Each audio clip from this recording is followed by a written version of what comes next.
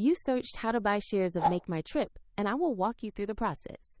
Makemytrip is an online travel company offering flights, hotels, and holiday packages listed on NASDAQ under the ticker MMYT.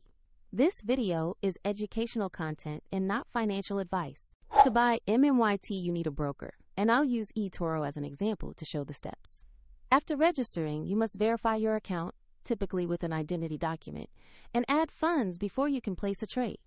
Use the platform search bar and enter the ticker MMYT to find the listing. Verify that the result shows Makemytrip on NASDAQ, so you select the correct share. Open the Makemytrip asset page to review basic company details and the live price chart. Confirm the company name and MMYT ticker on the page to ensure this is the correct stock. Click Invest or Trade, enter the amount you want to buy, and carefully review the order details before confirming.